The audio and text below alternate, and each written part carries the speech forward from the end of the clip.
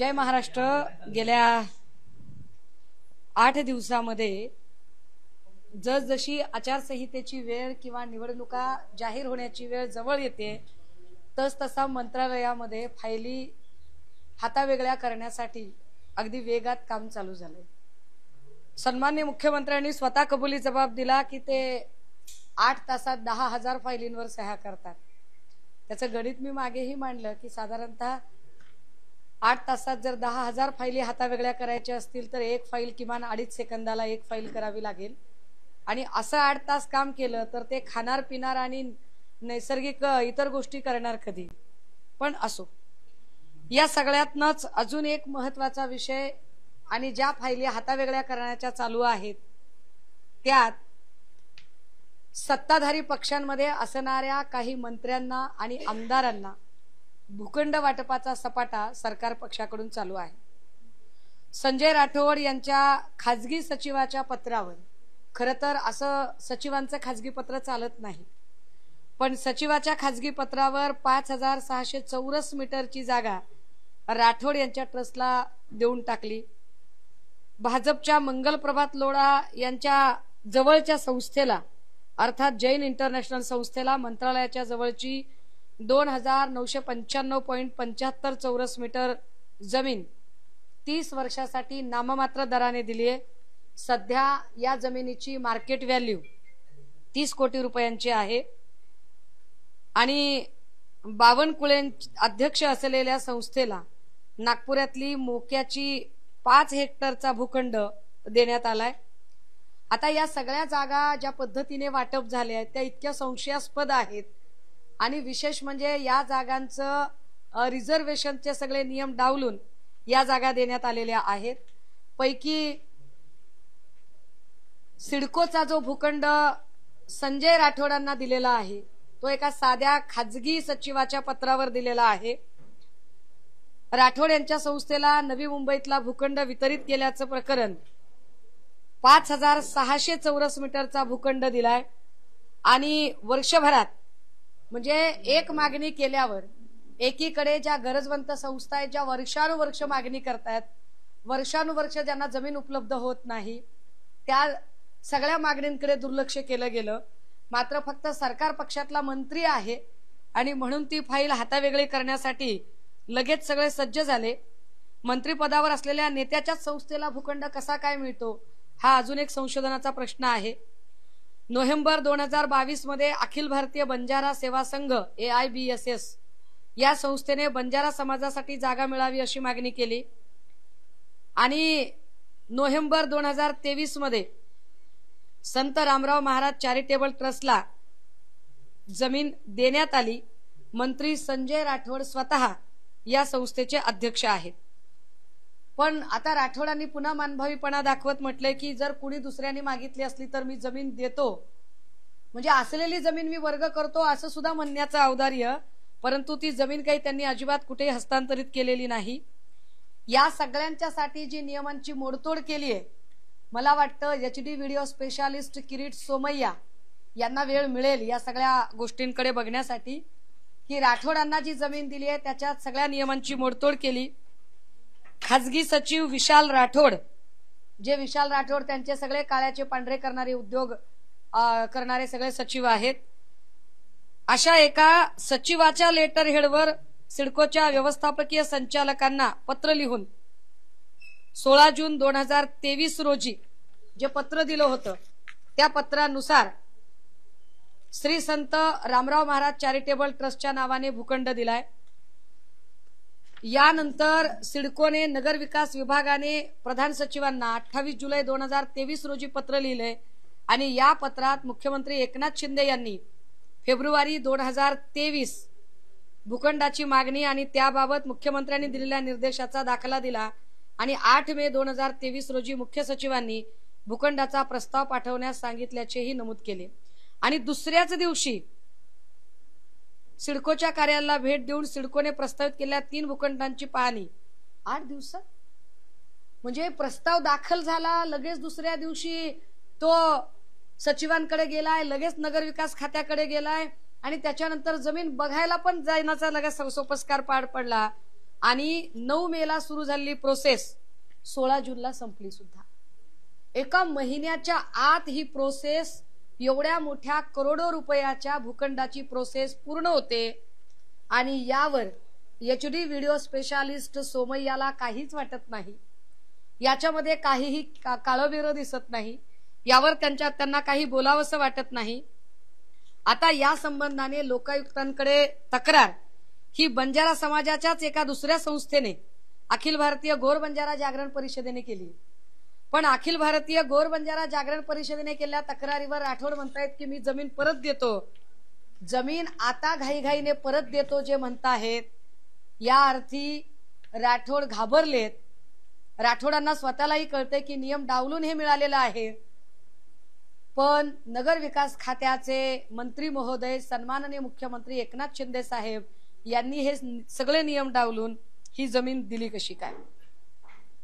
दुसरी जमीन दिली आहे याच आठवड्यातलं पुन्हा प्रकरण।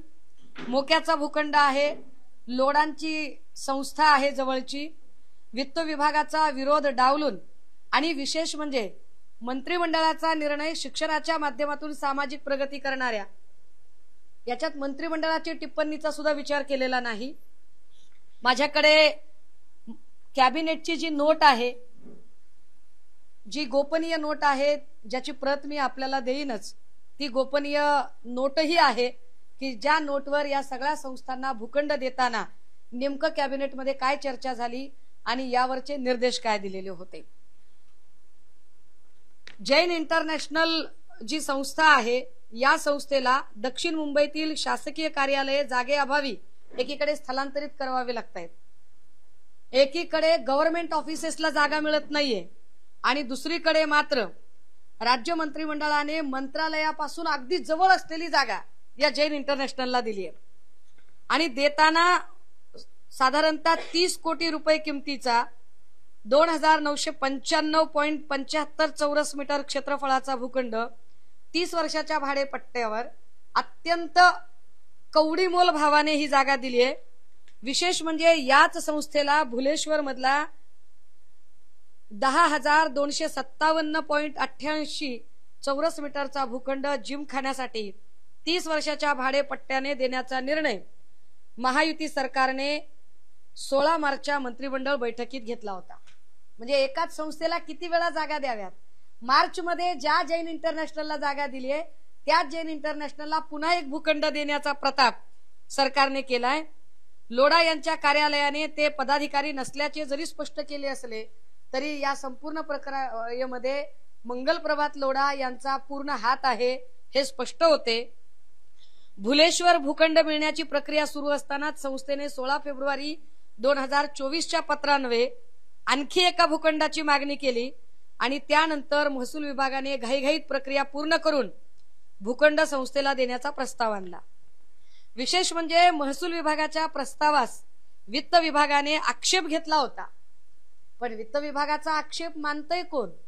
सध्या वित्त विभागात वित्तीय तूट आहे असं म्हटलं तरी आणि मुख्य सचिवाने कितीही सांगितलं तरी सरकार काही ऐकण्याच्या मूडमध्येच नाहीये।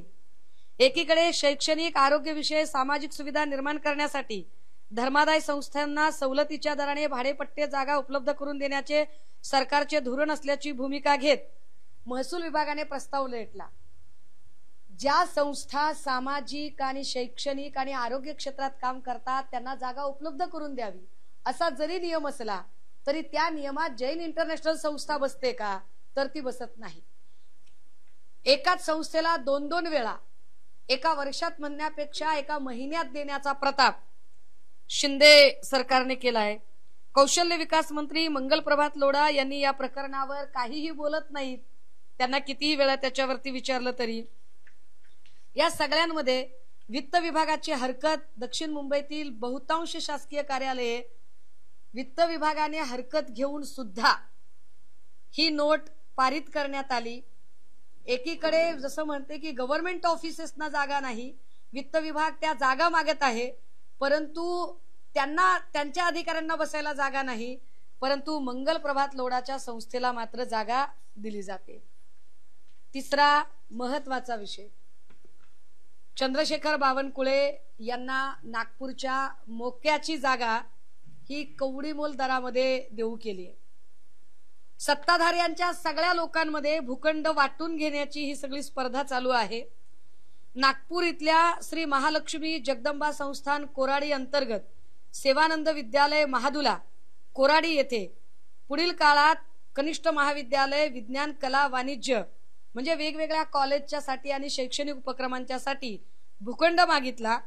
विशेष याही संदर्भात या केसमध्ये सुद्धा वित्त विभागाने कंप्लीटली या धोरणाला विरोध दर्शवला, पण वित्त विभागाचा हा विरोध सरळ सरळ त्या विरोधाला केराची टोपली दाखवली गेली आणि वन विभागाच्या 25/7/2019 शासन निर्णयाद्वारे कार्यपद्धती निश्चित करण्यात आली आहे की कुणाला दिलं पाहिजे, कुणाला भूखंड देता येऊ शकतो। या संदर्भाने 25 जुलै 2019 लाच एक GR वन विभागाने काढला होता, पण असा GR काढलेला असताना सुद्धा आणि त्यात वंचित दुर्बल घटकांना आणि दिव्यांगांसाठी जे लोक काम करतात अशा संस्थांना ते दिलं पाहिजे असं म्हटलेलं असताना सुद्धा जी संस्था निकषात बसत नाही, फक्त ती बावनकुळेंची संस्था आहे।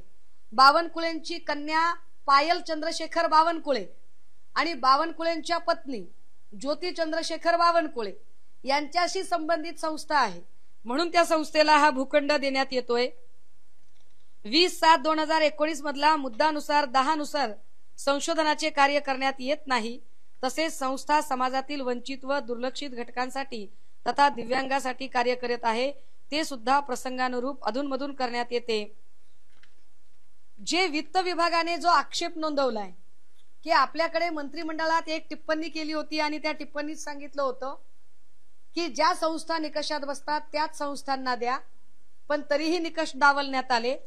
मी म्हटलं की मंत्रिमंडळाचं हे कॅबिनेटची नोट आहे आणि कॅबिनेटच्या नोटमध्ये मुद्दा क्रमांक 10 या मुद्दा क्रमांक 10 मध्ये स्पष्टपणे सरकारने नमूद केलेले आहे, मंत्रिमंडळाने स्पष्ट सांगितले की जरी आमच्याकडे जागेच्या याची मागणी केलेली असली तरी सुद्धा निकषामध्ये ही जागा बसत नाही।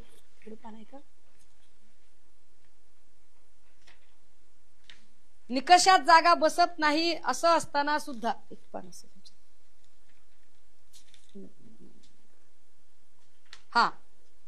वीर सावरकर चॅरिटेबल ट्रस्ट या ट्रस्टला पुन्हा एक भूखंड दिलाय। भूखंड कुणाच्या सांगण्यावरून दिलाय? मला वाटतं लोकमतने एक बातमी प्रकाशित केली होती आणि ती बातमी प्रकाशित करताना सांगितलं होतं की दक्षिण मुंबईतल्या एका आमदाराच्या शिफारशीने ही जमीन देऊ केलेली आहे, पण तो आमदार कोण हे कॅबिनेटची गोपनीय नोट आहे आणि कॅबिनेटच्या गोपनीय नोटमध्ये या संदर्भाने स्पष्ट माहिती आहे की सायन कोळीवाडाचे भाजपचे आमदार तमिळ सेल्वन या तमिळ सेल्वनजींच्या नोटवर ही जागा देऊ केली।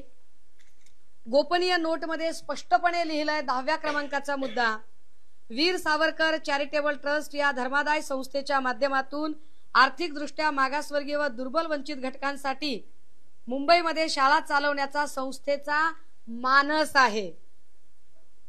मानस आहे असं सांगितलंय स्पष्टपणे, म्हणजे संस्था आधीपासून त्या क्षेत्रात काम करत नाही, संस्थेला त्या क्षेत्रातला कुठलाही अनुभव नाही।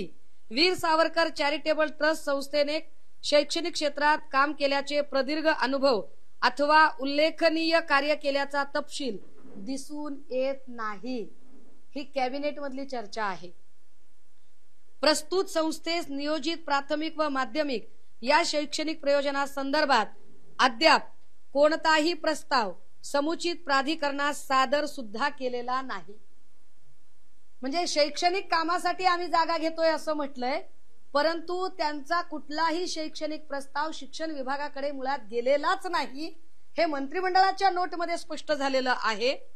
विशेष की यास्तव केवळ सुरू करण्याचे प्रयोजनार्थ, म्हणजे आमच्या गावाकडे म्हण आहे, आलं मनाला तर गेलं शेणाला, नाही तर टाकलं टोपलं बसली उन्हाला। फक्त यांच्या मनाला आलं की आम्हाला अशी अशी एक शाळा चालवावीशी वाटते आणि त्याला जागा लागणार आहे, मनात आलं 25 जुलैला मनात आलं, मग लगेचच त्यांनी पुढच्या वर्षी एक लगेचच त्याच्या संदर्भाने सांगितलं की हा आता आम्हाला असं वाटतंय की आम्ही ही संस्था चालवली पाहिजे, मग आम्ही तुमच्याकडे अर्ज करायला तयार आहोत. मग आम्ही अर्ज केला. 1 महिन्याच्या आत त्या अर्जाला मंजुरी दिली गेली. मंजुरी देण्यासाठी तमिळ सेल्वनच्या पत्राचा आधार घेतला गेला आणि सांगितलं की होय, वीर सावरकर चॅरिटेबल ट्रस्टला आम्ही जमीन द्यायला तयार आहोत. वित्त विभागाने सांगितलं होतं की अशी जमीन तुम्हाला देता येणार नाही. यामध्ये स्पष्टपणे वडाळा सॉल्ट पॅन महसूल विभागातील भूखंड क्रमांक 8 पैकी मुंबई महानगर प्रदेश विकास प्राधिकरणाकडून रहिवासी आरक्षण दर्शविण्यात आलेला भूखंड क्रमांक 35 या मिळकतीचे अंदाजित क्षेत्र 6320 चौरस मीटर ही शासकीय मिळकत वीर सावरकर चॅरिटेबल ट्रस्ट यांना कब्जे हक्काने देण्याकरिताचा प्रस्ताव मंत्रिमंडळाच्या बैठकीत सादर करण्याचे निर्देश उपमुख्यमंत्री, निर्देश कुणी दिले ते फार महत्वाचं आहे, उपमुख्यमंत्री कंसात गृह अर्थात सन्मान्य फडणवीस साहेब, उपमुख्यमंत्री कंसात गृह यांनी दिले आहेत. काय फडणवीस साहेब, एकीकडे आदिवासींच्या गोरगरिबांच्या शाळा वर्षानुवर्ष 10-10, 20-20 वर्षापासून जागा मागतात. अहो मुंबईतल्या सोडा, राज्यातल्या सुद्धा त्यांना साध्या गायरानाच्या जागा मिळत नाही. आणि इतक्या महत्वाच्या मोक्याच्या जागा एक माणूस मागणी करतो आणि मागणी केल्यापासून 1 महिन्याच्या आत ज्यांची किंमत 73 कोटीपेक्षा जास्त आहे अशी जागा फक्त भाजपचा एक आमदार नोट लिहितो म्हणून ती जागा दिली जाते. विशेष की ही संस्था कुठल्याही निकषात बसत नाही, तरी यावर कुणीही आक्षेप घेत नाही आणि यावर कुणीही चकार शब्दाने बोलत नाही.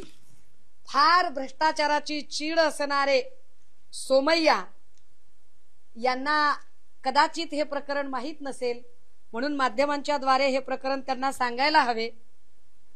चंद्रशेखर बावनकुळेंनी या सगळ्या संदर्भाने त्यांच्या संस्थेला जी जमीन मिळाली ते म्हणाले की नाही, माझी संस्था ही फार महत्वाची संस्था आहे, माझी संस्था कशी सामाजिक संस्था आहे. तर हे जरा त्यांच्या संस्थेच्या संदर्भाने असणारे कागद जरा दाखवले पाहिजेत. श्री महालक्ष्मी जगदंबा देवस्थान कोराडी व महादुला विलेज डेव्हलपमेंट स्कीम संस्था विलीन करण्यासाठी सहाय्यक धर्मादाय आयुक्त कार्यालय नागपूर यांनी 25 जुलै 2023 ला वृत्तपत्रात जाहिरात प्रकाशित केली होती आणि ती लिक्विडेशन मध्ये काढताना काही आक्षेप मागवले होते की तुम्हाला काही आक्षेप आहेत का. ही संस्था बावनकुळेंच्या संस्थेमध्ये विलीन केलेली आहे. महादुला कोराडीतील सामाजिक कार्यकर्ते सुनील साळवे यांनी या विलीनीकरणावर आक्षेप घेतले आणि त्या आक्षेपात त्यांनी त्यावेळेचे 31/1/2024 ला म्हणजेच 31 जानेवारी 2024 ला धर्मादाय आयुक्त संतोष कुर्वे यांनी विलीनीकरणावर आक्षेप घेणारे सुनील साळवे यांचा अर्ज तांत्रिक दृष्ट्या गुणवत्तावर आदेश पारित करून मंजूर केलाय. महादुला विलेज डेव्हलपमेंट स्कीम संस्था कोराडी महालक्ष्मी देवस्थानला विलीन होणं थांबलं. कामठीचे तहसीलदार अक्षय पोयाम ज्यांनी हा निर्णय घेतला, बावनकुळे साहेबांची ताकद किती मोठी आहे की ज्या कामठीचे तहसीलदार अक्षय पोयाम यांना श्री महालक्ष्मी जगदंबा देवस्थान कोराडीचे अध्यक्ष चंद्रशेखर बावनकुळे यांच्या मार्गदर्शनाखाली सचिव दत्तू समरितकर यांनी शासनाच्या 22 एकर जागेची मंदिर विस्तारीकरणासाठी जागा मागितली. या संदर्भात सामाजिक कार्यकर्ते सुनील साळवे यांनी कोराडी जिल्हा परिषद सदस्य नानाभाऊ कंबाळे व कामठी पंचायत समिती सभापती दिशा चनकापुरे या सगळ्या लोकांनी यावर आक्षेप नोंदवले आहेत आणि जमीन कोराडी व महादुला नगरपंचायतच्या गावठाण विस्तारासाठी राखीव ठेवण्याची तसेच ती जमीन कोणत्याही खासगी संस्थेला न देण्याची मागणी केली. यावर अक्षय पोयाम यांनी सुनावणी घेतली, पण एवढे आक्षेप असताना सुद्धा अक्षय पोयाम यांनी भाजप प्रदेशाध्यक्ष बावनकुळे यांच्या दबावाखाली चंद्रशेखर बावनकुळे यांच्या दबावाखाली तब्बल 12.5 एकर म्हणजे साधारणतः 5 हेक्टर आर एवढी जमीन बावनकुळे यांच्या खाजगी ट्रस्टला लीजवर दिली. बावनकुळे साहेबांचा एक कल्ली कारभार एकीकडे, दुसरीकडे फडणवीसांनी स्वतःच आपल्याच एका आमदाराकडून नोट मागवायची आणि एका महिन्याच्या आत तमिळ सेल्वनच्या नोटवर वीर सावरकर ट्रस्टला जागा द्यायची, तिसरीकडे मंगल प्रभात लोढाला जागा द्यायची, चौथी अजून जैन इंटरनॅशनल आणि इतर संस्थांना जागा द्यायची, संजय राठोडला जागा. या सगळ्या जागांच्या संबंधाने आम्ही रीतसर चौकशीची मागणी करत आहोत आणि या सगळ्या फाईलवर या फाईलमध्ये झालेले जे सगळे घोटाळे आहेत याचीही चौकशीची मागणी करत आहोत. मला याची कल्पना आहे की हा विषय कमालीचा क्लिष्ट आहे, पण या सगळ्या विषयांचा सार, यातले मुद्दे मी कितीही वाचून दाखवायचा कदाचित प्रयत्न केला तरी ते कमी पडतील. त्यामुळे याच्या स्वतंत्र प्रती मी आपल्याला देण्यासाठी आणलेल्या आहेत. मुद्दा एवढाच आहे की फडणवीस साहेब आणि चंद्रशेखर बावनकुळे साहेब या दोघांनीही सत्तेचा गैरवापर करत आपल्याच पक्षाच्या आमदारांकडून एकीकडे मागणी प्रस्ताव ठेवून द्यायचे आणि त्या मागणी प्रस्तावाला मंत्रालयात मंजुरी कशी मिळेल यासाठी प्रयत्न करायचे आणि वरवर आम्ही ही प्रक्रिया नियमात बसून केली असं दाखवायचं. मात्र हे सगळे मोक्याचे भूखंड आपल्याच घशात घालण्याचे प्रयत्न जे सन्माननीय फडणवीस साहेब आणि सन्माननीय बावनकुळे साहेब यांच्याकडून झाले आहेत, यावर तीव्र आक्षेप घेत आम्ही या संबंधाने त्या प्रत्येक संबंधित खात्याकडे तक्रारी दाखल करत आहोत. त्या तक्रारी दाखल करण्यासाठीची म्हणून ही आजची पत्रकार परिषद घेतली होती. ही पत्रकार परिषद घेण्याचं अजून एक कारण होतं की आधी बावनकुळे असं म्हणाले की माझ्यावर कोणी आक्षेपच घेतले नाहीत आणि माझी संस्था ही कशी चॅरिटेबल आहे. त्याचे डॉक्युमेंट आता आमच्याकडे आलेत की ती संस्था चॅरिटेबलचं काही कामच करत नाही आणि संस्थेवर कसे सगळे एकाच कुटुंबातले लोक सदस्य आहेत. दुसरं, वीर सावरकर चॅरिटेबल ट्रस्टच्या संदर्भाने की ज्या ट्रस्टच्या संबंधाने बोललं जात होतं की शैक्षणिक उपक्रमासाठी जागा हवी आहे, मात्र या संस्थेने कुठलाही शैक्षणिक उपक्रम कधी राबवलेलाच नाही. फक्त त्यांच्या मनात आहे, त्यांचा मानस आहे की आम्ही असं काम करू, इच्छा आहे आमची करायची. म्हणजे एखाद्याला जर वाटलं माझी इच्छा आहे की मला जरा फिरायला जायचंय बाहेर आणि जशी इच्छा बोलून दाखवतील अलाउद्दीनचा दिवा घासल्यासारखे फडणवीस साहेब लगेच त्यांच्या हातात विजा पासपोर्ट देतील, जा बाळा फिरून ये. मधल्या कुठल्याच प्रक्रिया काहीच करू नकोस तू. मनात वाटलं म्हणून केलं, ही जी यांची मनमानी प्रक्रिया आहे. जे लोक बावनकुळे असतील, फडणवीस असतील, सोमय्या असतील, मंगलप्रभात लोढा आणि त्यांचे अजून काय चेले चपाटे काय चट्टे बट्टे जे काही असतील, जे लोक रोज उठून भ्रष्टाचार मुक्त कारभाराच्या आणि स्वच्छ प्रशासनाच्या थापा मारतात, त्यांच्याकडून अरबो खरबोच्या भूखंडाचा हा जो घोटाळा झालाय, या घोटाळ्याची चौकशी सरकार आमचं आल्यावर तर आम्ही करूच, पण तुर्तास आम्ही याची रीतसर संबंधित कार्यालयांना तक्रार अर्ज करत आहोत.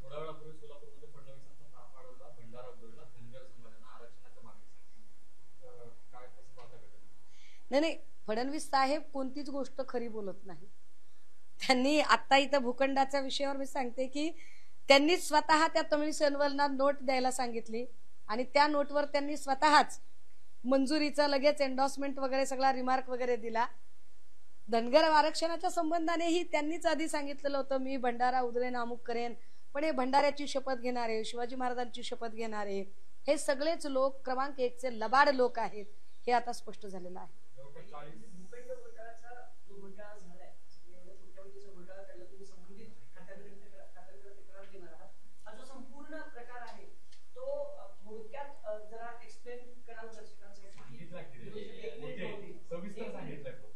मी पुन्हा एकदा थोडक्यात हा विषय सांगायचा प्रयत्न करते आणि एका मिनिटात मी सांगायचा प्रयत्न करते.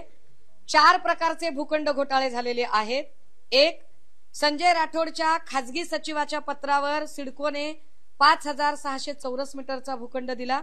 दुसरं, मंगल प्रभात लोढा यांच्या जवळच्या संस्थेला म्हणजे जैन इंटरनॅशनल संस्थेला मंत्रालयाच्या जवळची 2995.75 चौरस मीटर जमिनीची 30 वर्षासाठी जी तब्बल 30 कोटीची जागा आहे ती कवडीमोल दराने दिली आहे.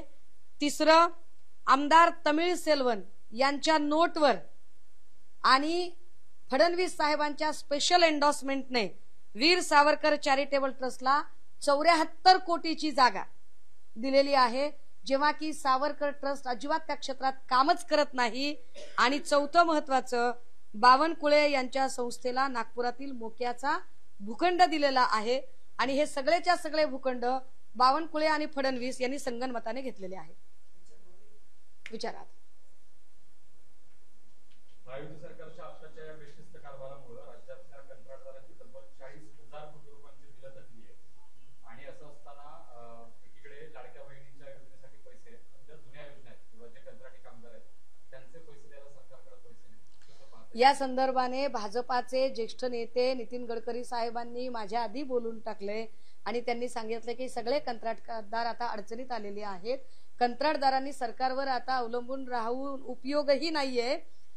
3,500 करोड रुपये एका महिन्यासाठी लागत आहेत आणि एवढा पैसा शासनाकडे नाही।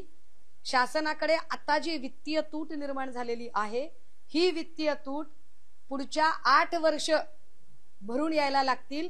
8 वर्षापर्यंत ती तूट म्हणजे नवीन जे सरकार येईल त्या सरकारला सुद्धा 5 वर्ष ती तूट भरून निघणार नाही, इतकी वाईट परिस्थिती निर्माण झालेली आहे। असं सगळं असताना सुद्धा जी घोषणांची खैरात केली जाते ती खैरात मतांवर जरी डोळा ठेवून केली जात असली तरी यामध्ये कर्मचाऱ्यांचं अपरिमित नुकसान होतंय। विशेषतः कंत्राटी कर्मचारी आहेत, आश्रमशाळेचे शिक्षक आहेत, अंगणवाडी आशा वर्कर आहेत, होमगार्ड आहेत, आरोग्य भरतीचे लोक आहेत, या सगळ्यांच्याच वेतन भत्त्यांवरती परिणाम होतो।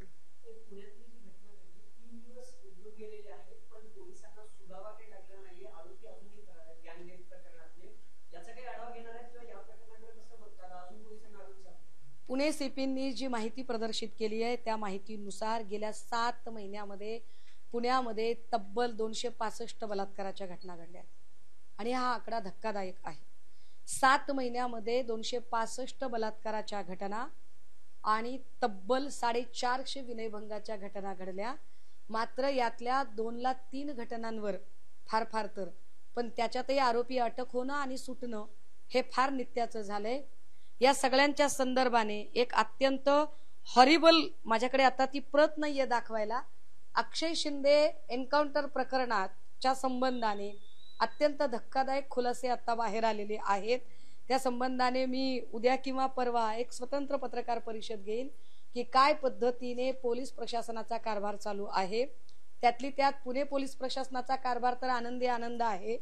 त्यातही जेव्हा पत्रकार त्यांच्याकडे काही बातमी कव्हर करायला जातात किंवा पत्रकार लोकशाहीचा चौथा खांब म्हणून बातमी विचारायला जातात, संवाद साधण्याचा प्रयत्न करतात, तेव्हा पोलीस त्यांनाच धक्काबुक्की देत गुन्हे दाखल करण्याची भाषा करणं हे अजून धक्कादायक आहे। परंतु या सगळ्या संबंधाने महाविकास आघाडी 2 पातळ्यांवर काम करते। एक, महाविकास आघाडीकडून 9 दिवस नवरात्रीच्या काळामध्ये स्त्री हक्काच्या संबंधाने आणि स्त्री प्रश्नांच्या संबंधाने जागरण मोहीम चालू आहे। त्यातली उद्या पुण्यात सकाळी 9:30 वाजताचा एक उपक्रम होत आहे आणि दुसऱ्या पातळीवर आम्ही ही सगळी प्रकरणं याची याचिका माननीय न्यायालयाकडे दाखल करत आहोत। कारण अक्षय शिंदे प्रकरणामध्ये ज्या आपटेला पोलिसांनी ताब्यात घेतलं त्या आपटेला ताब्यात घेण्यासाठी सुद्धा जी वेळ निवडली ती फार महत्वाची आहे। आपटेचा जामीन अर्ज जेव्हा उच्च न्यायालयाने फेटाळला आणि हे लक्षात आलं की आता हजर व्हावंच लागेल, तेव्हा आपटे हजर झाला। आपटेच्या अटकेचा सरकारने फक्त फार्स केला, पण आपटे अटक कुठून झाला तर तो कर्जत मधून झाला। बदलापूरच्या उशाशी असणारं कर्जत, त्या कर्जत मधून तुम्ही आपटेला उचलता, याचाच अर्थ असा की आपटे सरकारच्याच निगराणीखाली सुरक्षित होता आणि त्या आपटेला वाचवण्यासाठी तुम्ही शिंदेचा खात्मा केला।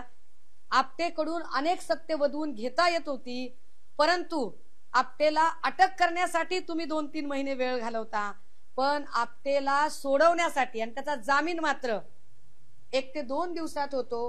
हे फार संशयास्पद आहे।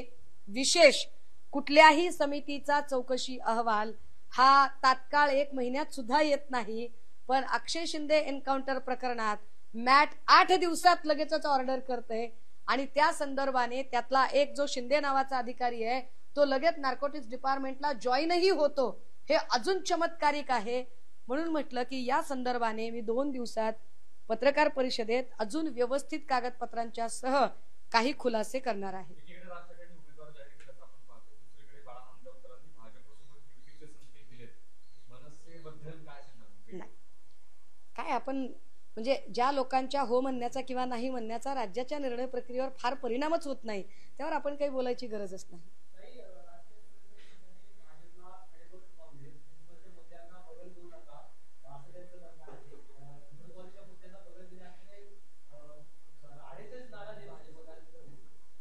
काय माहित नाही मला, पण मी काल परवा फोटो बघितला भरत शेठ गोगावलेंचा, कुठेतरी अजमेरला ते गेले होते. चांगली गोष्ट आहे. कदाचित अजमेरला जाऊन हिंदुत्ववाद्यांचं सरकार यावं यासाठी त्यांनी अजमेरच्या दर्गा शरीफला त्यांनी कदाचित प्रार्थना केली असेल, असू शकतं.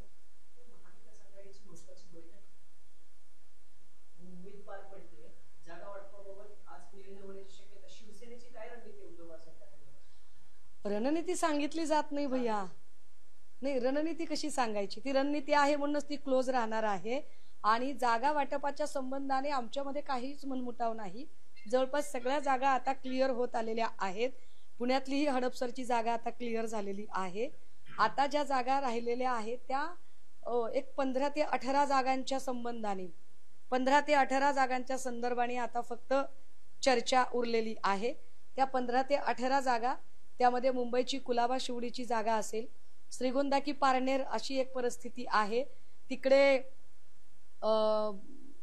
मुखेडची जागा, त्यानंतर धाराशिव मधली तुळजापूर की औसा या जागेच्या संदर्भाने अशा ज्या काही एक 15 ते 18 जागा आहेत, त्या 15 ते 18 जागांपैकी माझ्या माहितीप्रमाणे एक 7 ते 9 जागा या राष्ट्रवादी काँग्रेस शरदचंद्रजी पवार साहेब आणि शिवसेना यांच्यातली चर्चा, आणि उर्वरित जागांमध्ये काँग्रेस आणि शिवसेना किंवा काँग्रेस आणि राष्ट्रवादी काँग्रेस अशी ती चर्चा आहे.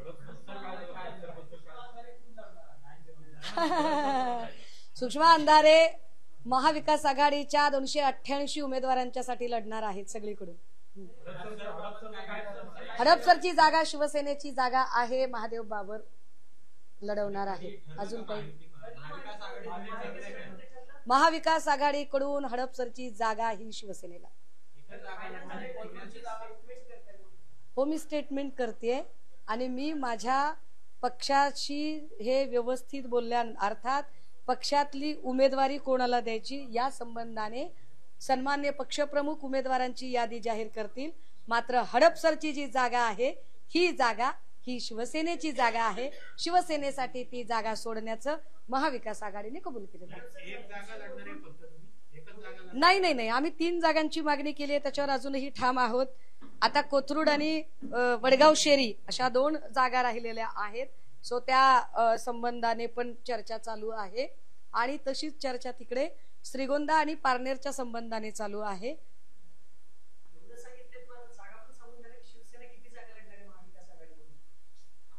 नाही नाही, एक लक्षात घ्या, 96 चा ढोबळ मानाने असणारा फॉर्म्युला आहे, ढोबळ मानाने असणारा, परंतु विदिन पार्टी काही शेअरिंग आहे.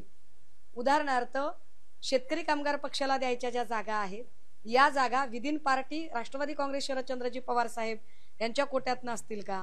कम्युनिस्ट पार्टीच्या ज्या जागा आहेत किंवा समाजवाद्यांच्यासाठीची काही जागा ठेवलेल्या आहेत का?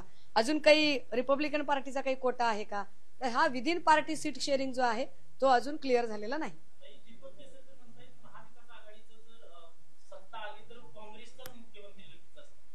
मला काय म्हणायचंय, आमच्यात काँग्रेसचा मुख्यमंत्री होईल का, राष्ट्रवादीचा होईल का, शिवसेनेचा होईल? इतकी चांगली म्हण आहे माझ्याकडे, इतकी चांगली म्हण आहे, फक्त ती माध्यमांच्या समोर वापरावी का नाही एवढाच प्रश्न आहे. तुम्हाला एकट्याला सांगते नंतर.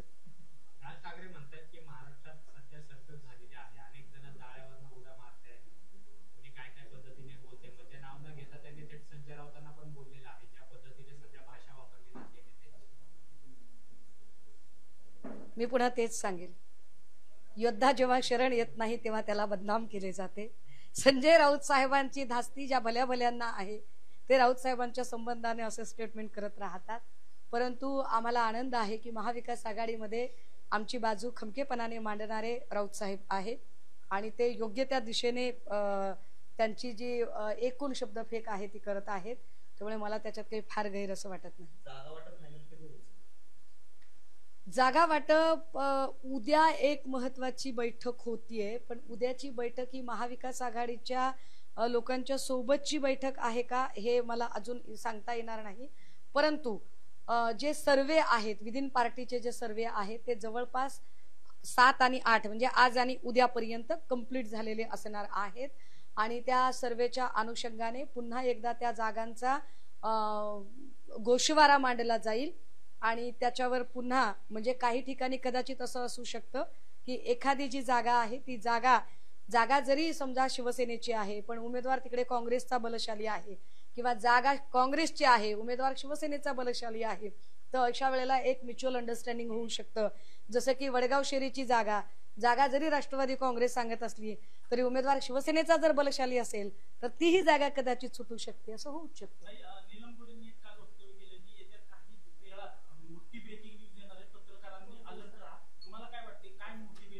ब्रेकिंग न्यूज ही असेल की आपल्या एरियामध्ये एकही नगरसेवक निवडून आणू न शकलेल्या नीलम गोरे या कदाचित लोकांमधून निवडून येण्यासाठी विधानसभा स्वतःचा मतदारसंघ सांगणार असते.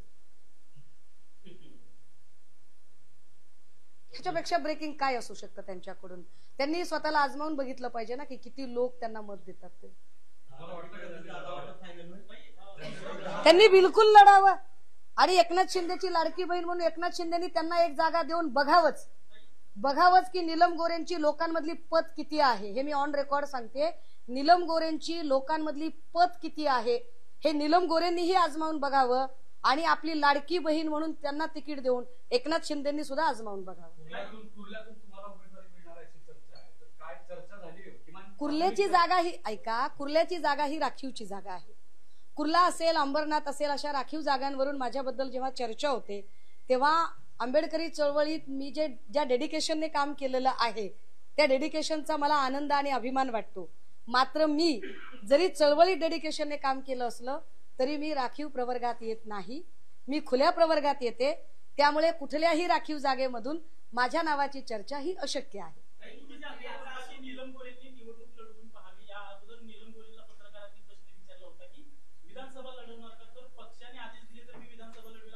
त्यांनी खरंच लढवावी.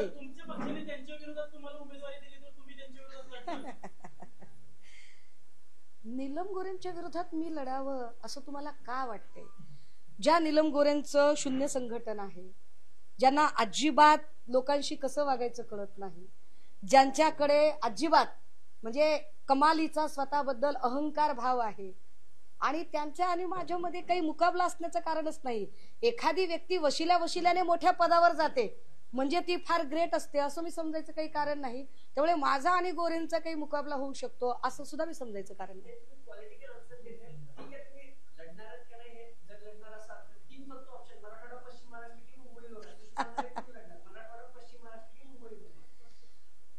सुषमा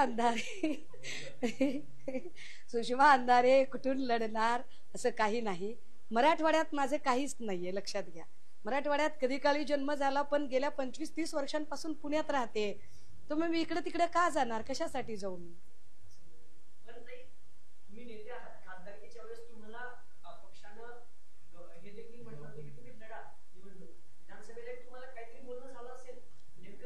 नाही, विधानसभेलाही माझा पक्ष माझ्यावर अन्याय करणार नाही. माझा पक्ष मला लढायला सांगूही शकतो.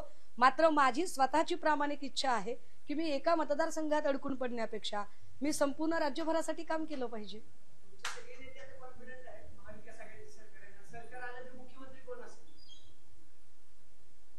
कुठल्याही पक्षाच्या नेत्याला असं वाटेल, कुठल्याही पक्षाच्या कार्यकर्त्याला असं वाटेल की आपला पक्ष प्रमुख हा मुख्यमंत्री व्हायला हवा. 4 डिसेंबर 2022 माझ्या ट्विटर अकाउंटला मी माझं ट्विट पिन करून ठेवलंय आणि सांगितलंय की आम्हाला पुन्हा एकदा आमचे सन्मान्य पक्षप्रमुख उद्धव साहेबांना मुख्यमंत्री करण्यासाठी नव्याने लढाई सुरू करायची आहे आणि ते पिन अजूनही आहे. सो मला निश्चित असं वाटणार की या सत्ता बदलानंतर मुख्यमंत्री पदावर कोण बसावं तर ते अर्थात उद्धव साहेबांनी बसावं. लोकशाही मराठी ऐका, पहा, जागरूक रहा.